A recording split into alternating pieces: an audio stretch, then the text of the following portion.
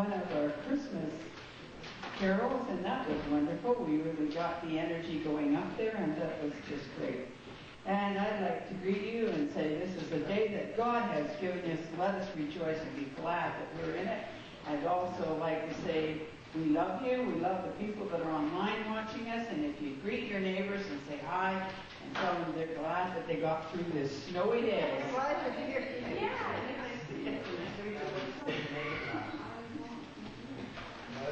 Oh, thank you.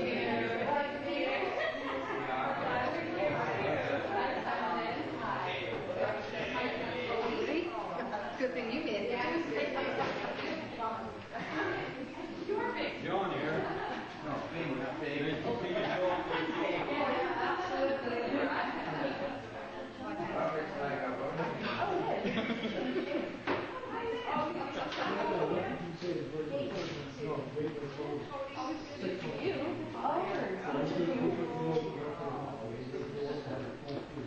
That's wonderful. I'm ready for Barb. I'd like you to stand and join me in the opening prayer. Heavenly Father, we ask that you allow us to open our hearts, open our minds, and open our spirit to the wonderful energy, the essence of your love that comes through us, that we may pass that love to each person that we meet, so that they will be gathered into your inner circle, into your inner sanctum, and that we may do your work to the highest and best that we know. Amen. Okay, everybody be seated. Well, this has been a rare thing for British Columbia. Well, not really that rare. If you know, BC goes in cycles, but to have snow like this isn't like living in Ontario.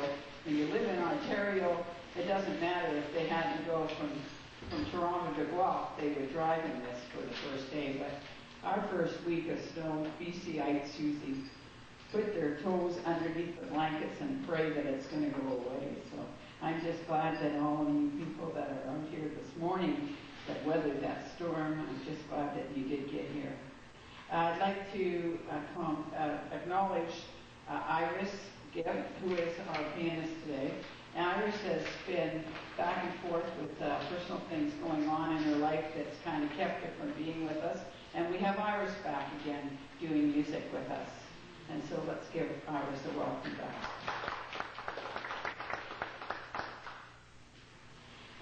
You'll see on here it says speaker is Charlene Smith. It isn't just some person who was doing the printouts, just kind of goofed up there. I'm actually the speaker today. And the reason that I'm speaking today is because we are going to introduce to the congregation the 4 people who are going on ministerial training. Now, it's a long road. This is just the beginning. We're nominating them for to go on a long training. And it will probably take them between 3 to 4 years to complete all of the things that they need to do to get their full ministry. However, we have what we call MITs, Ministers in Training. And so we have 3 of them that are here. One lady is up country, and she is from Vavenby, and people that have been back and forth in the spiritualist movement down here for a long time know Dale Haggerty. And she is also going to be brought in for the training so that she can kind of broaden the spiritual connection up there and be able to work with a church that she will found up there under our flag. So I'd just like to welcome our 4 candidates, and they're here today. Thank goodness they are. They got out. And one is Derrick Whiteskycloud. Maureen Lama is our coordinator for our volunteers, and we always say Maureen because she does a great job, but she's going to work in our pastoral ministry. And Lynn White, who is also going to be training with us, has worked with Derrick over a number of years. So I think the ministry is going to go where Derrick and Lynn will be doing a lot of work together. So we're so pleased to have them. And again, I'd like to say hi, Dale, online up there. You're watching us. And we welcome you to the nominees for ministerial training. Okay, so I would like everybody to recognize, too, that we acknowledge and validate and appreciate everybody that comes in our congregation. We each have something wonderful to bring to us And we would like to acknowledge each and every one of you for your special talents and ask that if you would join us now in standing and singing number 18, Silver Bells. Good thing about the old carols, isn't it, that most of us know how they go, so when we don't have great lot of voices here, beautiful. We don't have 18. We don't have it. That's number 9. Oh, no, I'm not ready for 9. 18. We don't have We 18. don't have anything. Not 18, or maybe 16. Knowing me, it could be anything silver bells anyway.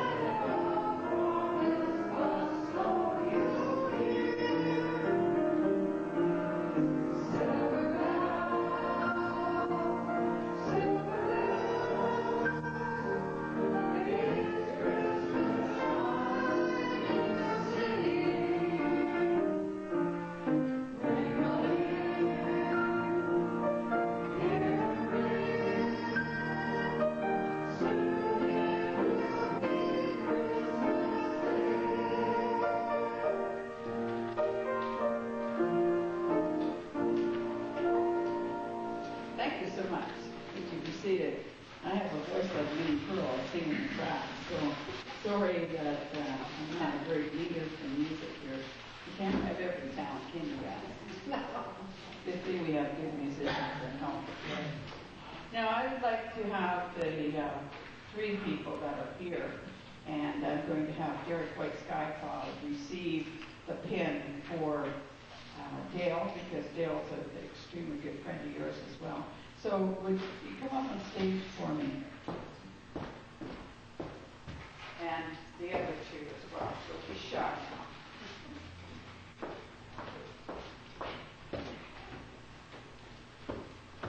Okay, we'll do gentlemen first here.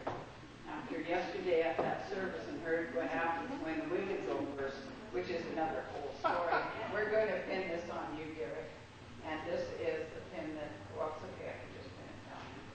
And this is the pin that is going to let everybody know for now, anyway, until we get some more balance coin things, that you are basically someone to look for if they needing any help at the church, and that you are a minister in training. And Derrick Whiteskycloud, I welcome you. Thank you very much. God bless you. Thank you. Okay, Lynn. Lynn White, I know that you guys have given your dedication here and that you step forward and that you're going to put all this time, energy, and money into learning how to serve God in the highest and best that you can. And just want you don't get those pins. Unfortunately, they're long pins, so. And you pin that on you. You can probably adjust that later. And with that comes a lot of responsibility, guys, being the highest and best that you can be to serve the church and the congregation. May God bless you, darling. I should give you your boxes too, so that there's one here for Dale Haggerty if you'd like to take this, Derrick. I know Dale would have loved to be here, but it's a long way to come down. And with this snow, Dale, I can appreciate you would have been having a panic attack trying to get back home. So if you would hold on to that, and we will mail it. And now Maureen. Maureen has always, since we started this church, been there for us in the capacity of a volunteer. She has been a volunteer coordinator, does a lot of work with this church, phoning people, trying to get everything organized for the coffee and for having the kitchen looked after and keeping me so that I can be free to speak to the people and work with them. And so we thank you for that, but also your healing ministry. A lot of people don't know that you do hospice and that you're going into the ministry on the pastoral side of it. And one day, we'll probably get you up here speaking, but your great love is to work with the people that are needing help in the hospitals. And so we ask you to accept us on behalf of our church and our congregation and work with us in behalf of the healing ministry. And bless you, darling. God bless you.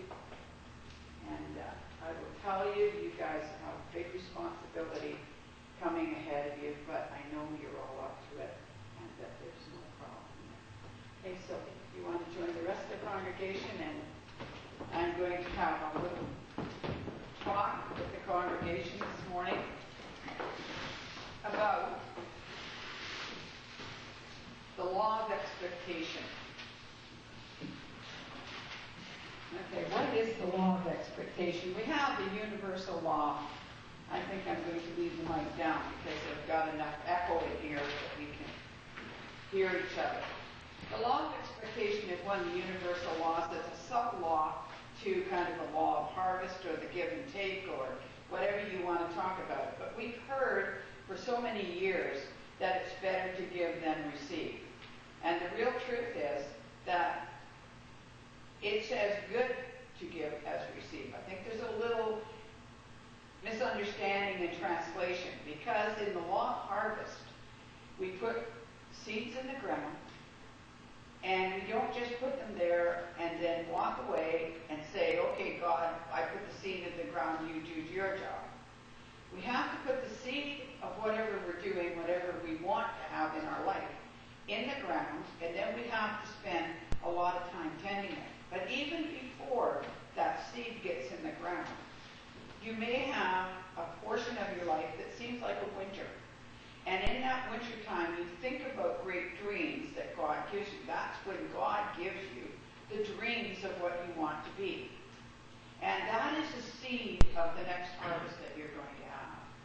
To have that next harvest, you have to, first of all, get the plan going. You have to have a plan. You have to decide what you're going to do with your life and how you're going to invest the time, energy, and money that's going to be required as a farmer to get the spring seeding done. Now, most farmers know that it doesn't just, you don't just go on the ground and just throw the seed out there.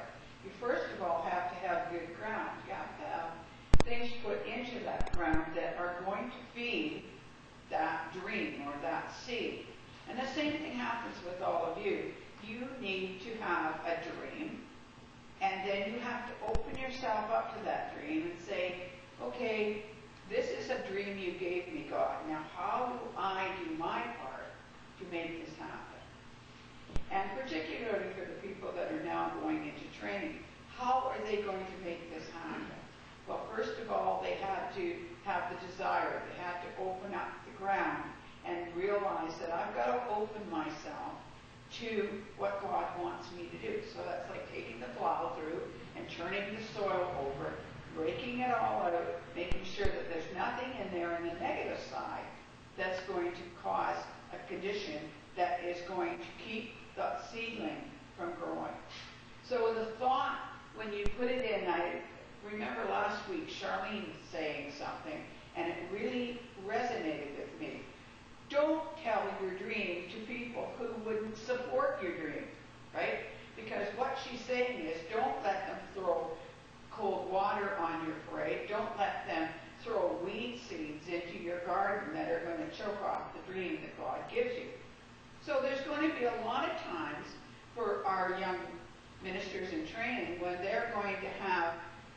people that they're going to come in contact with that would be in a negative energy. And when they're in that energy, it's even more important that those young ministers that are here keep a really strong energy and a thought really on the law of expectation. Because when we plant corn, and I do all the things that I need to do, when I go in the garden, I rake it up, I get good soil, I put all the things on it, and sometimes, it's a lot of faith that you have to put in that garden before those little seedlings come up. The seed's below the ground. You don't know whether that seed's going to grow for sure. But you put it on expecting that it will grow, that it has a germination inside itself so that it will grow. So that law of expectation is I'm putting this effort in there. I'm planting this garden of whatever it is that I want to put into my life. I'm planting that into the ground that God gave me, into my mind, and then committing the energy behind it until such time as it comes to some kind of poking its head out of the ground. Now, once it does poke its head out of the ground, and you see the tiny little seedlings, now the work is just beginning. This is where you guys are at right now. You've had that faith, you've planted that seed, and now the seed's just coming above the ground. Now the work really begins, because we have to go into the garden, we have to work with that, keep all the negativity, all the weeds away from it, we have to put the water on it, we have to put the loving, tender care and energy, time, and money, and give it the patience that's required. Now, if I'm going to go down to the field in the day, and I'm going to look at this corn seed that's below the ground, and I'm going to start worrying it, and I'm going to go, are you growing yet? And keep unearthing it. It will never take root. It will be disturbed constantly. So you can't put worry into whatever it is that you think God has planned for you to do. When you've got an idea, worry is the last thing that you want to be doing with it. You don't want to keep saying, oh, well, I don't know if that's what I'm supposed to be doing. Oh, I don't know if I'm good enough. I don't know if it's going to grow. You can't go down and keep worrying it and saying, is it happening yet? That, again, is the time factor and the faith that you have to put in it, that it's going to poke its head up, but that you also have to invest the time in there for it to get from the seedling to be the corn stalk where you're going to pick the corn. So a lot of us, what happens when we're going into relationships or going into a commitment, we go into that commitment and we think everything's going to happen like right now. It's going to be like instant potatoes, instant pudding. And particularly the generation that we're in right now, because everything is instant, isn't it? I mean, it's go to the bank machine, and if it doesn't come out right away, or you go into the grocery store and it didn't register up right away, you're getting frustrated. Hurry up.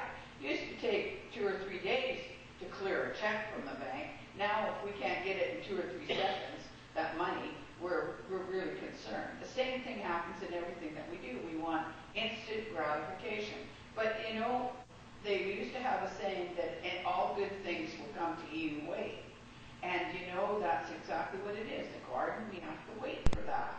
So now, when we put this seedling in and we do all this work and we rake it, and we get it to the point where we're going to see that it's starting to blossom or starting to grow to where it's getting the tassels on the corn or whatever we're putting in the ground.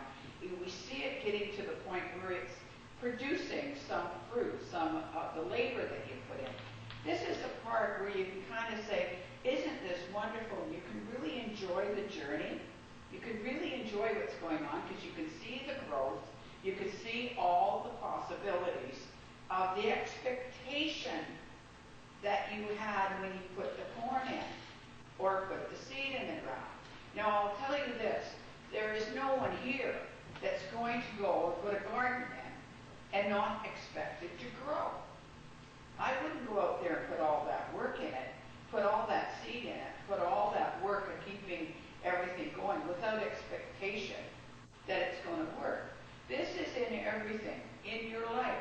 When you are in a relationship, and the same thing with you guys now. We're talking about What is the expectation that you can have by making that commitment? Yes, we have asked you to make an investment of time, energy, and money to do what you're going to need to do for your dream. So we've asked that. But what is your ability to have expectation that we are going to follow through on our part? The same way that you should have expectation if you put the corn in the ground. I expect that I'm not going to say to God, you know, if you don't give, I'm not going to plant it. I don't say to God, if you don't guarantee me that I'm going to get corn, I'm not going to rake that ground. I'm not going to water it. But what I do have in my heart is I have a vision. And I have a vision of what God told me that was my road to go, that was the crop that was going to be good for me that year, or that was the successes that I could have, because that's the dream He gave me, that's the seed He gave me. He gave me opportunity, which is the crown. And I'm going to have an expectation that if I do everything that's necessary to do that, whether it be I'm going to be an actor, and I'm going to do all the studies, and I want my name up in lights, but I've got to do the job to get to where it is. I can't just put my head in underneath. But on the other hand, when it comes to harvest time, when it comes time for that good stuff to come back in, would you say to God, take away those 3 cobs of corn? I don't need those 1,800 times my investment. Just take that away from me, because I'm not supposed to receive anything. And would you do what people believe is unconditional love without any expectation? Because if you did, then you're basically saying to the person that you invested your time, energy, and money in, or the condition that you invested in, or the dream that you invested in, you're saying, well, I don't deserve to get anything back from that. I love you unconditionally. I put that corn in there, and I'm going to give it all away because I don't deserve to get anything back. That isn't the way the law of harvest works. Law of harvest is a natural law, and your life is natural law. You live under natural law, under the universal law that God gives to all 3 levels, physical, mental, and spiritual. So what you think is what you are. So if you think you're not worthy of something, you will create situations that will verify that you are not worthy of it. So in the law of expectation, I have an expectation in my marriage that I've had for 54 years, that I love this man, I care for him, I care enough for him to concern myself about what goes on in his life, that he's healthy, and that we have a good life together. And that's what you invest in there. And you think about that person, and you're loyal to them, and you love them, and you honor them, and you do all those things. If you are seeding those things into something, your expectation should be that you're going to get that back out. That the person that you're in a relationship, or the condition there itself, will reproduce back what you're seeding. So in the law of expectation, which I'm basically putting more on our candidates here, our nominees that are coming up for the ministry, the expectation that you should have from God is that if I put all of this in, that I will have in my heart those things that I need to have to say when I am working with someone. I will be able to be the minister that I see myself being. I will be able to, if necessary, start a church. I will be the person who will go out and take the healing to the sick. I will bring those things to them. And in turn, that harvest will come back, and the expectation is that you are going to have the honor, the respect, and the love from those people that you are giving all that energy to. Unconditional love does not mean I lay down on the floor like a doormat and allow people to wipe their feet off on me, or that I open up my purse and let everybody take everything out of it. The law expectation is that when I put something in to the universe, that I am going to get that back. Not tenfold, not 100-fold, but sometimes even 1,800 times what we've invested in there. So what is your expectation for the church? You're going to put all that time and energy, as our congregation does, time, energy, and money investing in this church. And without that time, energy, and money invested in this church would not exist. That's exactly what the truth is. So when you're putting that in, and you're putting all that energy in, and all that time in, and all that money in, investing in it, then your expectation should be that we will be here on Sunday morning when you arrive here.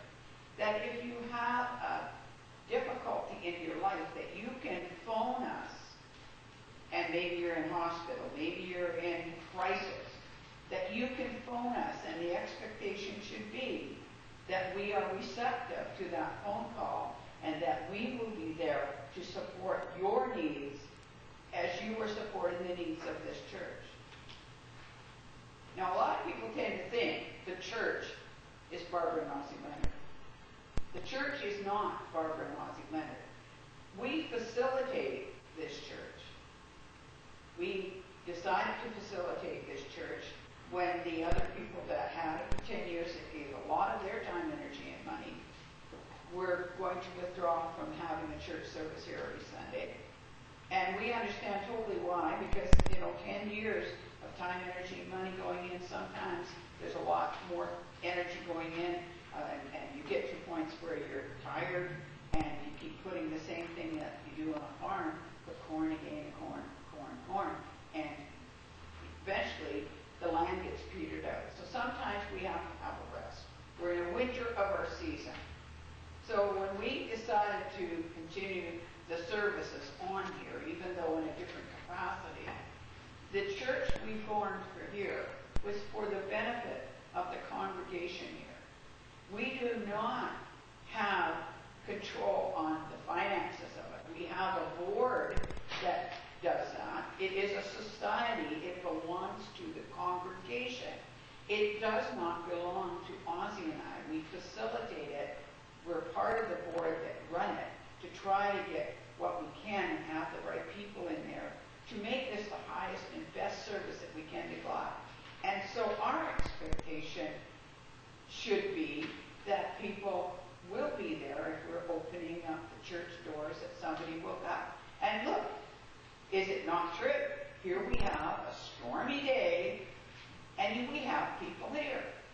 It may not be as large a congregation as we have on some of the other days, but then we could have the same thing happen when it's a nice sunny day and they've all gone to the beach, couldn't we?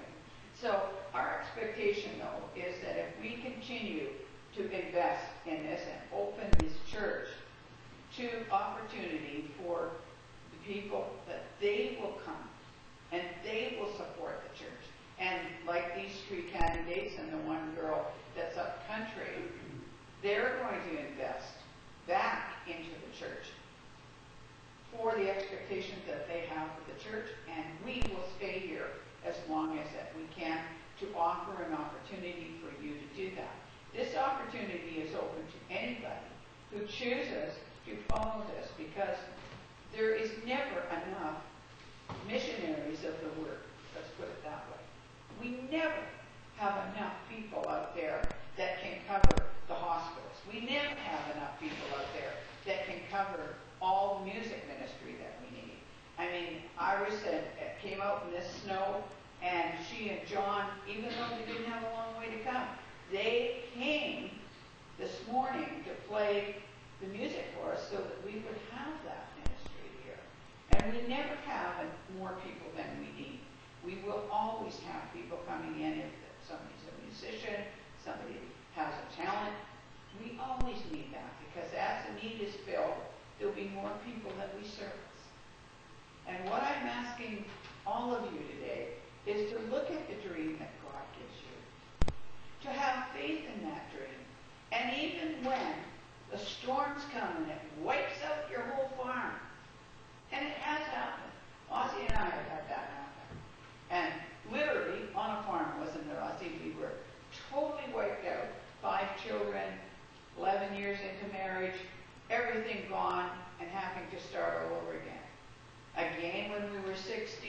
64, wiped out, having to start all over again.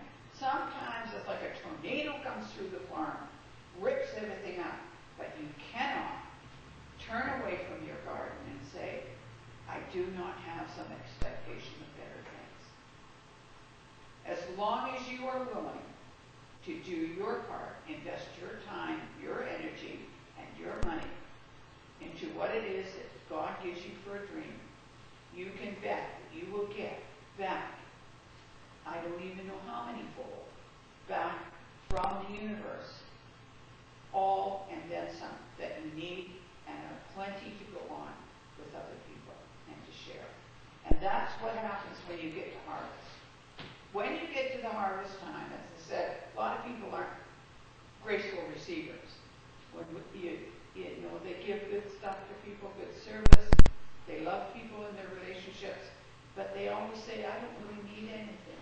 Don't buy me anything. Don't want anything. So they're not really graceful receivers. They don't realize that their own pot will get empty, and they need to be bringing that in gracefully and saying thank you to the people who would support them, would bring them their needs. They need to say thank you for that, and then share it with other people. Do not turn the harvest of your relationships, your love that you give to other people that can come back to you, to your friendship relationships. When you put friendship out to people, don't refuse to allow that friendship to come back in out of fear or out of any other negative thing.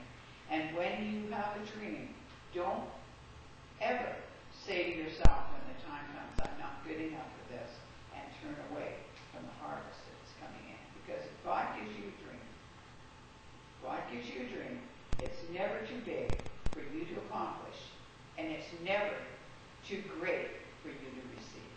Thank you.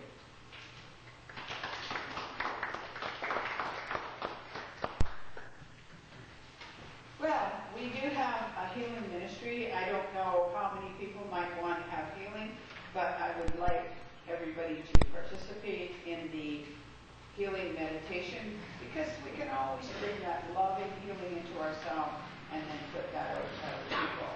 If someone would like hands-on healing, we do have a couple of healers healing facilitators that are working here that will work at the back on hands-on situations.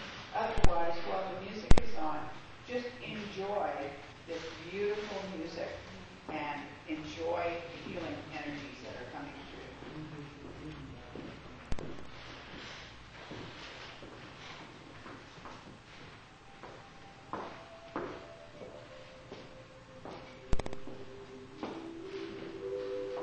Find a comfortable position and take your thoughts inward and outward to a little spot in the universe where God resides and healing begins. Allow the energy to move through the tips of your toes, moving upwards or round and round your body. And allow it to come up through the top of the head and flow over the body like a gentle summer rain. As you breathe in again, feel the energy bringing alive all the cells in the body that work together with all of the organs. And allow those organs to be like a wonderful symphony concert orchestra that plays their instruments independently, but they play with such harmony and such rhythm that they are working for the whole beauty of the piece they are playing. And as you breathe the energy in and revitalize all of the energies in the body, in the cells, in the organs, know that you are doing that to bring healing to the whole. And as the energy comes in again through the tips of the toes, allow it to expand into the mind.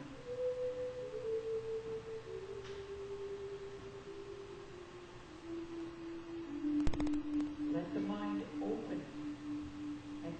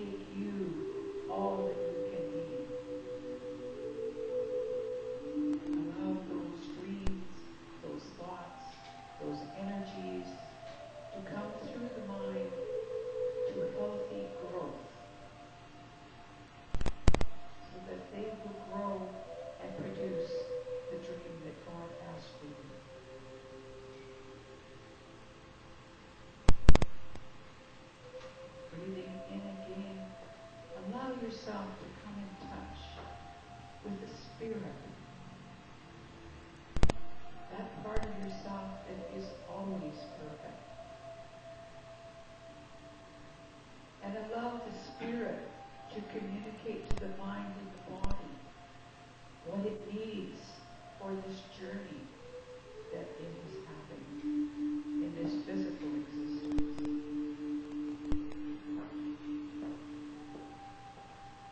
And as you have healed your own self, body, mind, and spirit, be like a pebble in a great pond of energy, and allow your energy to move forward and ripple outward, and let it touch each member in the room.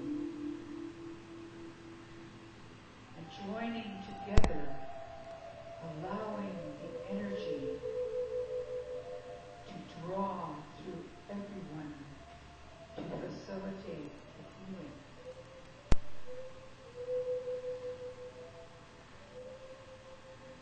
Taking a deep breath now, think about outside of this room into the community of your family, the community around you, of your teachers and your leaders, and allow that energy to ripple out and touch all of them, so that they too may experience the wonderful healing, the wonderful peace.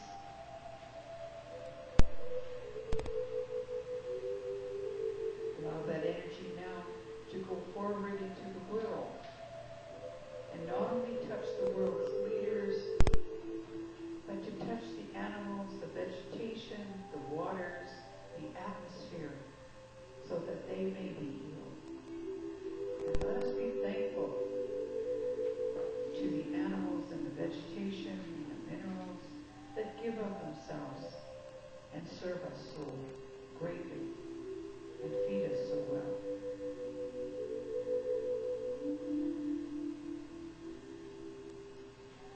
Allow us now to reach out into the universe, into other parts of the universe that we are not familiar with, for many mansions in God's world that we are not aware of every room and every mansion. But we send love and we send caring, for God promises us that love and healing is never ending. And all we need to do is ask. And the energy will follow the intention of the thought. And the healing will begin.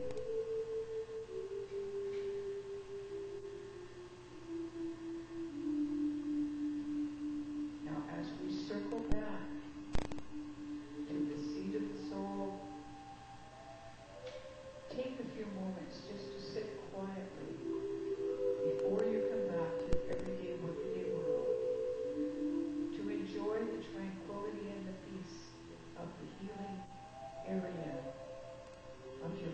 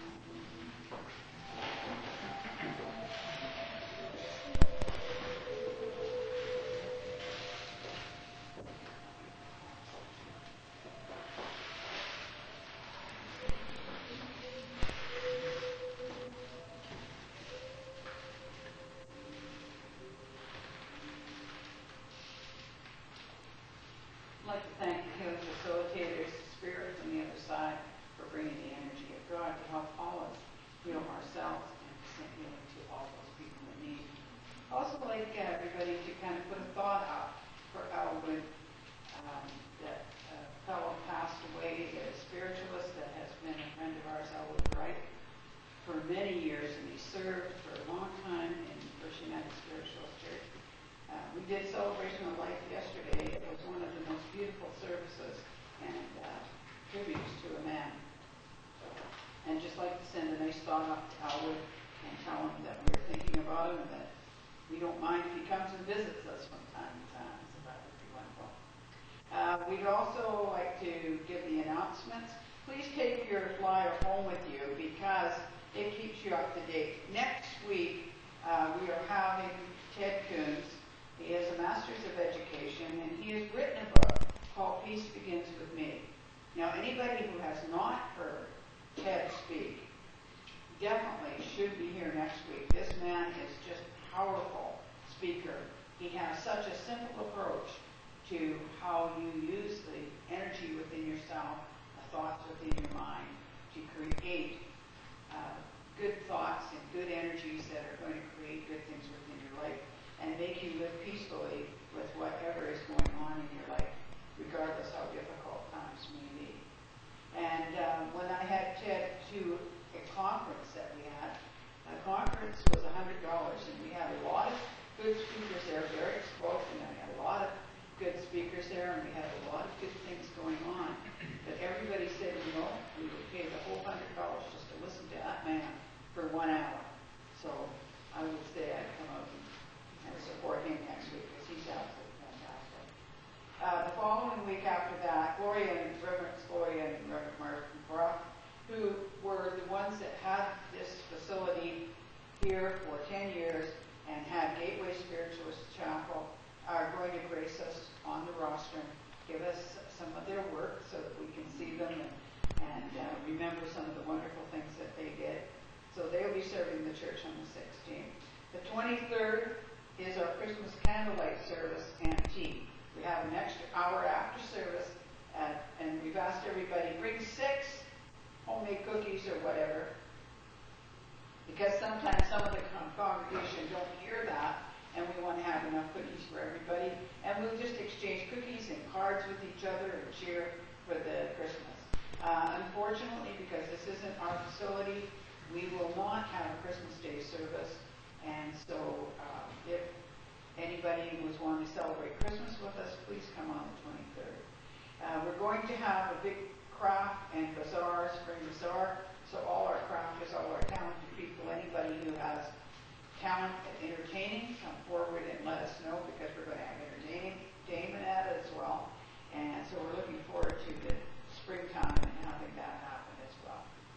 And any birthdays now, if there's any birthdays out there or anniversaries, no one today. Well, I guess we just have to sing happy birthday to ourselves. Iris would like to play it anyway. We'll sing it because I'm sure there's somebody online out there that has a birthday today. And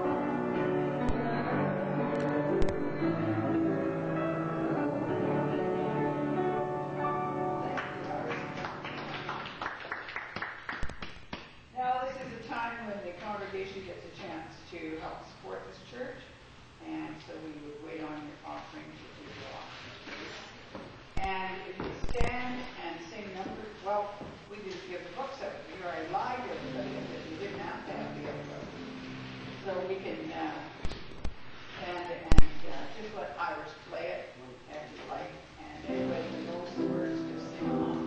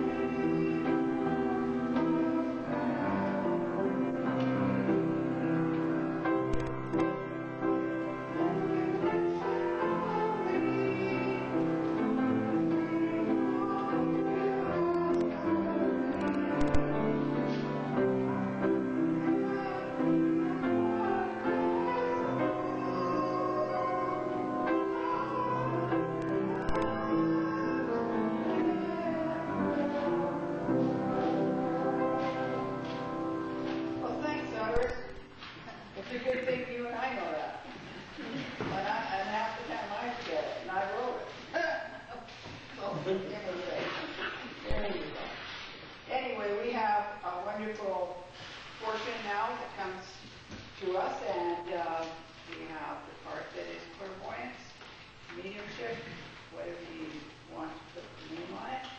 And we ask that spirit participate and bring some energy and help us get some messages for some people that they want to get through. And I was interesting. I have a woman here that's coming through, and when you were on the piano, she's kind of hugging you, right? And she's kind of giving you blessings, and she's just giving you new energy. And she says, just pick up on the new year as being the new spring of your season, because you've come out of a winter that's been a little long, and not more than we get winter here. Sometimes our light winters are longer. And she's saying your light winter has been a long time, and now that winter is over and you're coming into the spring, starting with the new year. Think about it as a new spring of your season, and just rejoice with that, because there are good things that are going to turn around now. Things are going to turn around. Health will be better, and you're going to be a lot more contented. And you did tell me that you're going to be moving, so maybe the thing is you'll leave all of that behind. Okay? So the move, symbolically, the move will be like that. It will be emotionally able to leave that all behind and look at the new spring coming up. And I do feel that that is going to help both you and John health-wise. So this is what this lady is saying. It's interesting because did you have an aunt, not a mother here, but an aunt who was very musical?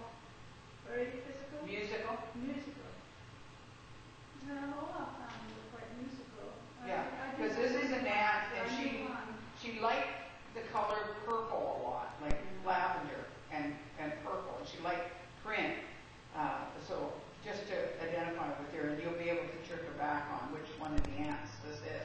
Very musical, and she's the lady that's coming with you and kind of putting her hand on your shoulder and say, that everything's going to be uplifted. The music's all going to be uplifted, and things are going to go really well in the new year for you. Okay? Isn't that good? And the new year's not that far away. We only got 2 weeks. I had a wonderful evening. Oh, isn't that good? But see, that's the start of it. All these wonderful people that they step up and keep the church going. Because, I tell them, I'm a little bit older than the rest of them, and if I go to Spirit, I want to have somebody to talk to. So you guys have got to get trained so I can talk to somebody. I'd hate to be coming down and have nobody to talk to. Bringing Spirit down. Okay. Also, the young lady here. A lot of talent splashing around you. Like you have a tremendous amount of talent that you could be sharing with us, actually, if you chose to do that. And I just really feel like I want to get up and dance.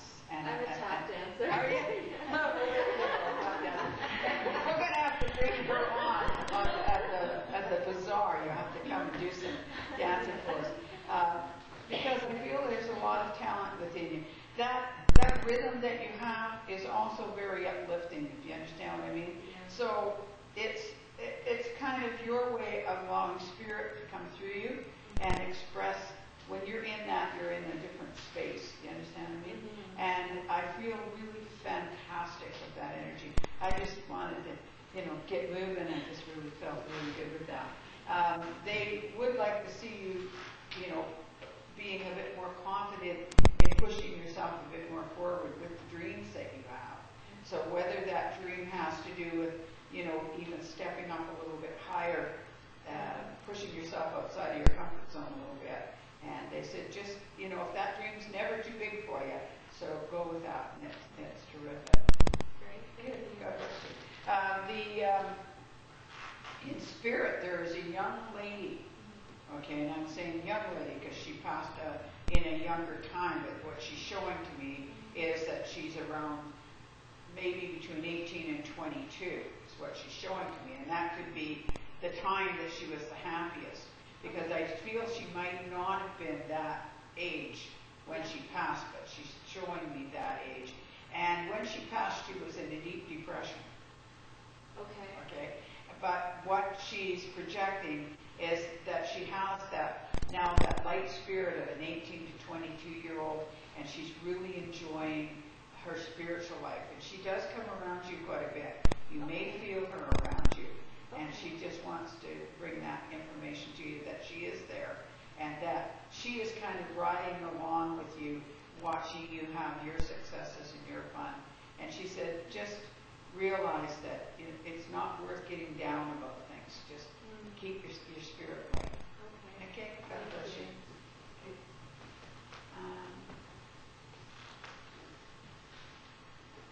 Okay, Joe, I'd like to come through to you, and I'm impressed to answer a question that you asked me a few weeks ago when we had the memorial service for the soldiers, when we did the Remembrance Day, and we had just so many of them come in. You remember how cold the room got? It got really, really cold. And you said to me afterwards, how come I'm able to see spirit, but how come I couldn't see all those soldiers? It was because the people that were working on it, we were looking that direction, and all of a sudden the coldness made us aware of it. But we won't all see the same thing all the time. So this is one of the things saying there is an indication that should be developed and honed a little bit more, your abilities with that, because you have got tremendous material to work with, and it's like you need to hone that skill a little bit more, use it a little bit more. And so, you may have to do like these guys did, is step outside their comfort zone and push yourself into areas that, maybe you're dubious about it, but test it out. And, yeah. The problem is when you bring up to the way, I'm getting the pain and get all these things. Yeah. And that many times gets me away from my reality in a sense. I cannot tap into it today. Yeah, the thing too that when I first started to work in the mediumship end of it, not just being able to tune in to what people call the psychic part, but it's all from the same source. But when you start taking the energy on so that you're identifying, I know that I worked as a rescue medium, which means that when somebody had maybe died of drowning, I would feel all that horrible feeling of their death, like they were drowning.